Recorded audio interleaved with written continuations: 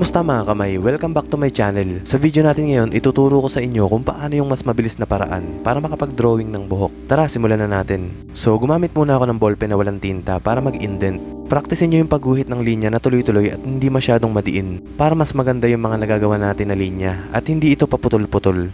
So, lagi lang natin tingnan sa reference kung saan yung mga highlights at mga strands. Ayan, habang naglalagay ako nito, kung bago ka pa lang dito sa channel ko, huwag kalimutan na mag-subscribe at i-hit yung notification bell para lagi kang makakanood pag may bago tayong upload. So, tuloy lang natin.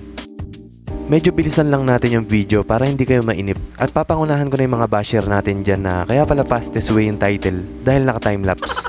Pero hindi, kaya ako nasabing pinakamabilis ay basta panoorin nyo na lang at makinig kayo sa akin. Malalaman nyo naman sa huli kung paano.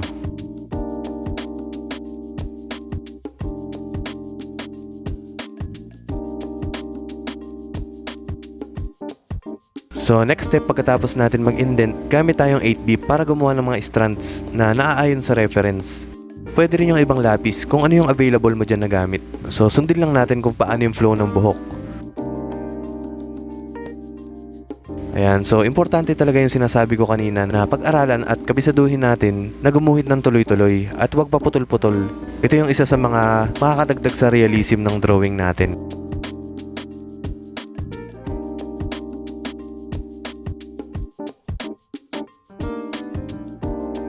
Mapapansin nyo agad yung ginawa nating indention kanina. Hindi siya nadadamay sa ginagawa nating pagguhit ng lapis.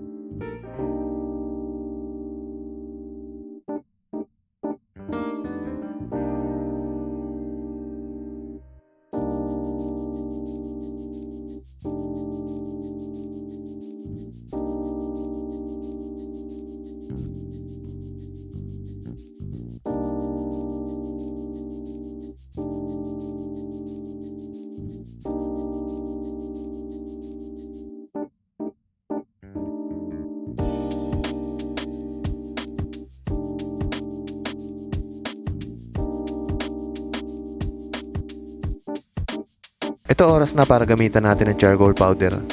As usual, gamit ang brush. Dry brush to mga kamay ha. Lilinawin ko lang, madami kasi nagko-comment at nagtatanong kung basa daw ba ito.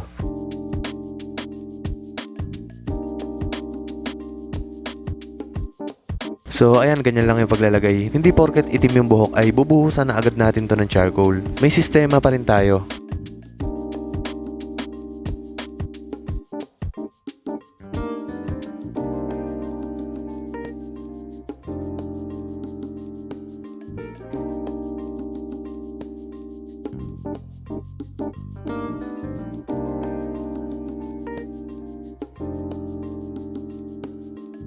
Tingin pa rin tayo lagi sa reference mga kamay habang ginagawa natin to. Ayan, lagyan lang natin ng charcoal lahat.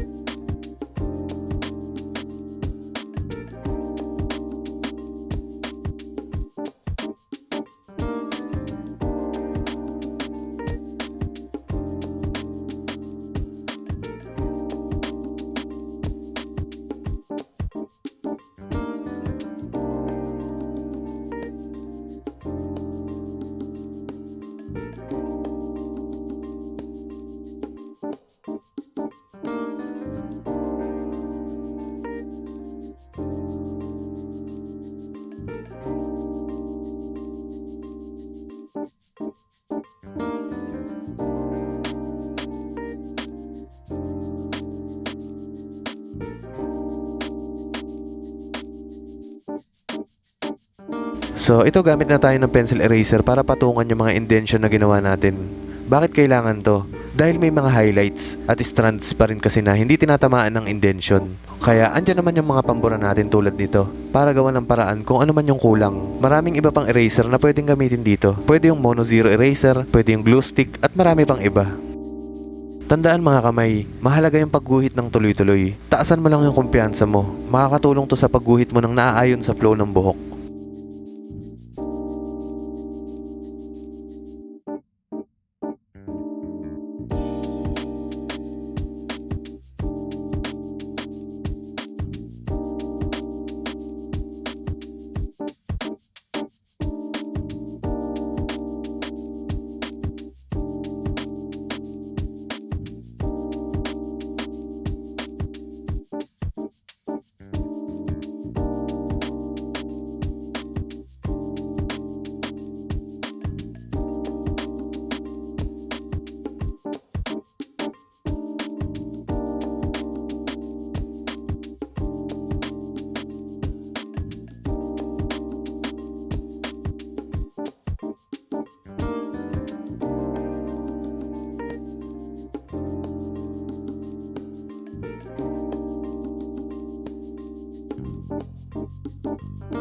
Ayan, gamitin lang ulit natin yung 8B para gumawa ulit ng mga strands. Matulis dapat ito lagi.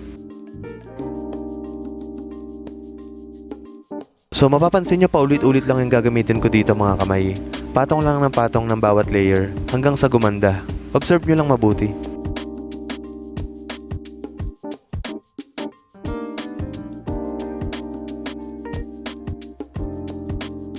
Ayan, try nyo lang lahat na makita nyong technique na tinuturo dito sa YouTube. Dito lang din ako natuto. Mas okay kung susubok tayo sa maraming paraan para mahanap mo talaga yung fit sa style mo at sa materials mo. Syempre, hindi naman lahat sa atin ay kumpleto yung mga gamit. Pero maparaan naman tayo mga artist, kaya kayang-kaya natin yan gawa ng paraan. Kung kaya mong mag-drawing araw-araw, gawin mo. Pero syempre, unahin muna natin yung mga modules natin at yung mga utos ng nanay mo.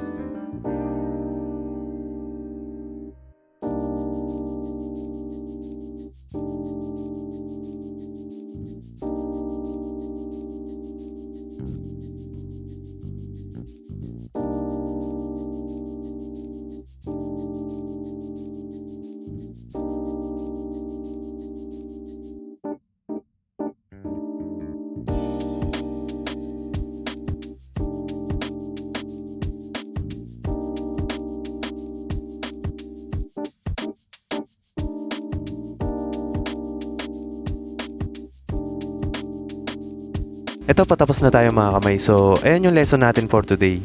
Lilinawin ko lang na hindi porket sinabi kong mabilis na paraan ay mamadaliin na natin. Ang ibig kong sabihin sa mabilis na paraan, dahil sa technique na to, mas nabawasan yung trabaho natin upang gumawa ng mga highlights at strands. Alam na alam to ng mga hindi gumagamit ng technique na to. Sobrang tagal gumawa ng buhok pag mano-mano mong binubura lahat ng highlights. At minsan hindi pa ito ganun kalinis tingnan. Lalo na pag marami na tayo na ilagay dito na charcoal o graphite. Mahirap na itong burahin. Sana nakatulong sa inyo yung mga tinuro ko ngayon. Comment down below para sa mga request nyo na tutorial. Palike at pa-share na rin ang video bilang suporta. Maraming salamat sa panonood mga kamay. Kita-kita tayo sa next video.